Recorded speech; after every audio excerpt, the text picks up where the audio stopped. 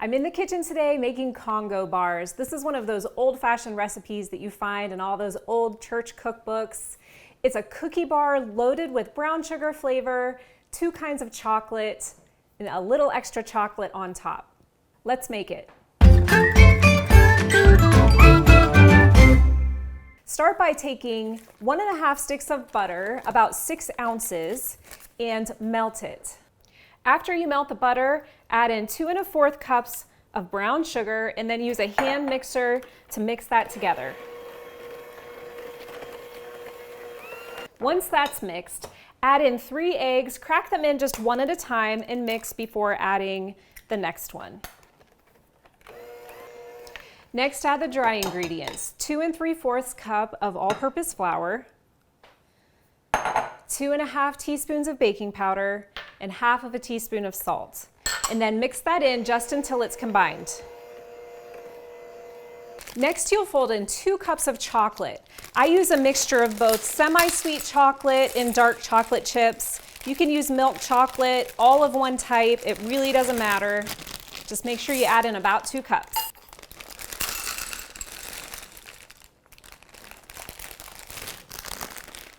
And then fold that together.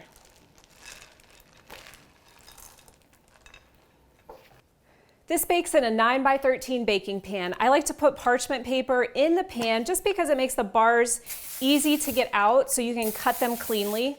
Still spray that with cooking spray. If you don't use the parchment paper, you definitely want to make sure the pan is greased. And then add the batter to the baking pan.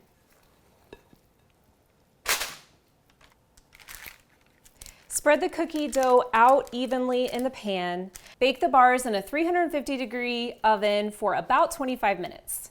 These Congo chocolate chip cookie bars are meant to be gooey, so if you would like them done more, you can leave them in the oven longer. They're going to be really hard to cut right when they come out of the oven, so I'd let them set for at least an hour, unless of course you're serving them with ice cream, then you can scoop them right up and top them with ice cream. I like to add a little bit more chocolate to the top of my bars, so I use Dove chocolates, both milk chocolate and dark chocolate, and just place the pieces on after they come out of the oven. And those are gonna melt into little puddles of chocolate on top of the bars. They look amazing, and their extra chocolate is never a bad idea. Once the bars have come out of the oven and set slightly, you can lift up on the parchment paper to remove them from the pan.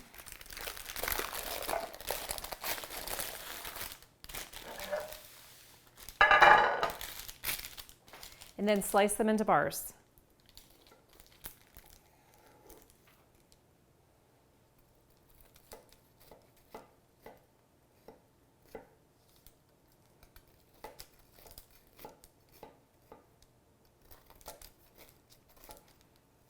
As you can see, these are really gooey. They're so good with ice cream, but if you let them set a little bit, they're great for just a cookie bar. You can pack them in lunches. They're excellent. You can find this complete recipe on tastesoflizzyt.com. I hope your family loves it.